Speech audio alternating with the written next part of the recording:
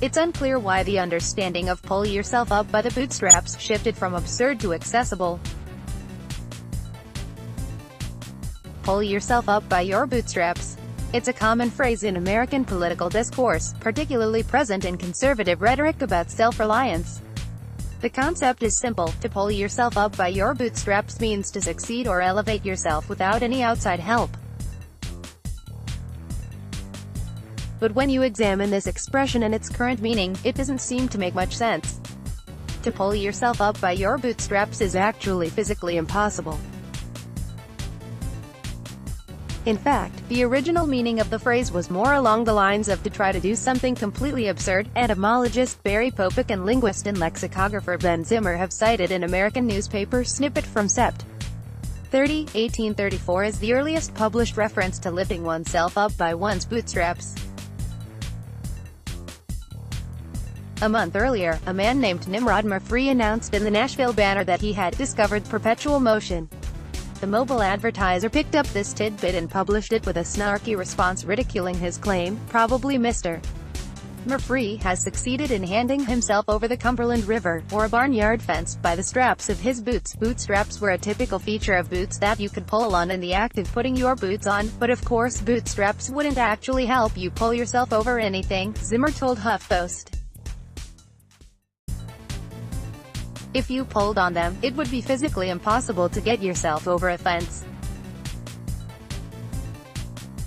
The original imagery was something very ludicrous, as opposed to what we mean by it today of being a self-made man. Zimmer, who is currently a columnist for the Wall Street Journal, first looked into the phrase in 2005 for an American Dialect Society newsletter. In his research, he came across claims that the expression dates back to the story of Baron Munchausen, a fictional 18th-century German nobleman who was famous for telling tall tales about his sensational achievements as a soldier and world traveler. In one such tale, he manages to launch himself up out of a swamp by pulling on his own hair. Supposedly, an American version of the story has Baron Munchausen using his bootstraps to pull himself out, though Zimmer said he hasn't been able to find any evidence of this. Regardless of whether such a connection exists between the American expression and German story, the Baron Munchausen example helps to illustrate the original intention of pull yourself up by your bootstraps. Baron Munchausen's remarkable leap beyond the Murphy example. Versions of the phrase appeared in many published texts to describe something ridiculous. Popek has documented several of these examples on his blog. Though not so palpably absurd, it is still of the same character as the efforts of the man who should essay to lift himself by the straps of his boots, reads a line from the North American Review from 1867. When steam was turned on, the pressure in both ends of the cylinder was perfectly balanced through this connection and the piston could not move any more than a man can lift himself by his bootstraps, notes another example from an issue of Popular Mechanics published in 1908. So when did pull yourself up by your bootstraps change from something ludicrous to something attainable? The shift appears to have occurred around the early 20th century. The Oxford English Dictionary cites James Joyce's Ulysses, 1922, as its earliest example of the phrase, and it appears to illustrate the contemporary meaning. There were others who had forced their way to the top from the lowest rung by the aid of their bootstraps. A 1931 volume of Pattern Maker's Journal notes, "Pull yourself up by the bootstraps, shake off your cloak of indifference and voluntary serfdom."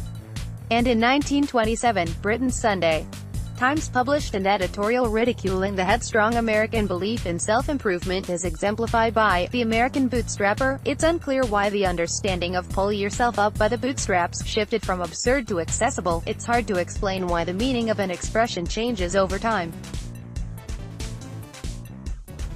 Sometimes things start off as having a kind of ironic or humorous edge to them, but that gets forgotten along the way, Zimmer explained. People have been referring to bootstraps in this metaphorical way for so long, the original irony of the expression was lost. Nobody's thinking of the impossible image of pulling themselves over a fence. Maybe that says something about Americans and how they view themselves, he added.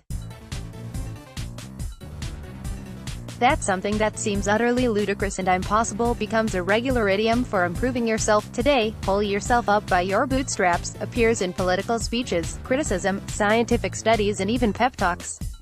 The related term, bootstrapping, has taken on a number of meanings in contexts ranging from technology to statistics to entrepreneurship to law. The related term, bootstrapping, has taken on a number of meanings in contexts ranging from technology to statistics to entrepreneurship to law.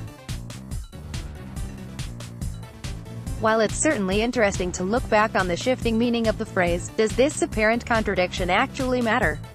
Not really, according to Grant Barrett, a lexicographer and co-host of the public radio show, A Way with Words. After all, idioms simply mean what they mean. The saying does its new job as well as it did its old job, said Barrett. There's something called the etymological fallacy, which is when people incorrectly believe that the original or older meaning of a word or expression is the more correct one. It just isn't the case. Lexical items often change their meanings. They often have more than one meaning. Those meanings often coexist, and we learn to manage those possible conflicts through context, clarification, and restatement, which are normal parts of human language. By this logic, the modern use of pull yourself up by your bootstraps is just as valid as the early version. Barrett noted that the English language is full of hyperbolic and figurative expressions that should not be interpreted literally. She busted her ass meeting the deadline, for example. Her ass did not break, he noted. My boss's head exploded when he saw our sales numbers. His head is intact. Juanita has a bug up her butt about getting the report's margins to line up. There are no insects in her derriere. Still, for those who disagree with the bootstraps' notion of pure self-reliance as a universally attainable goal, the whole phrase feels somewhat ironic. Writer John Swansburg touched on the contrast between the early, literal meaning of pull yourself up by your bootstraps and its current figurative sense in a piece called The Self-Made Man, which examined America's most pliable, pernicious, irrepressible myth. The very language we use to describe the self-made ideal has these foul lines embedded within it. To pull yourself up by your bootstraps is to succeed by dint of your own efforts. But that's a modern corruption of the phrase's original meaning. It used to describe a quixotic attempt to achieve an impossibility, not a feat of self-reliance. You can't pull yourself up by your bootstraps, any more than you can by your shoelaces. Try it. The phrase's first known usage comes from a sarcastic 1834 account of a crackpot inventor's attempt to build a perpetual motion machine. He thought it was perfect. That this is all kind of founded on an expression that's literally impossible, said Zimmer, who consulted with Swansburg for the piece. It's part of this rags to riches, Horatio Alger view, a kind of American idea that you can always better yourself, usually financially but also spiritually when you look at the self-help movement.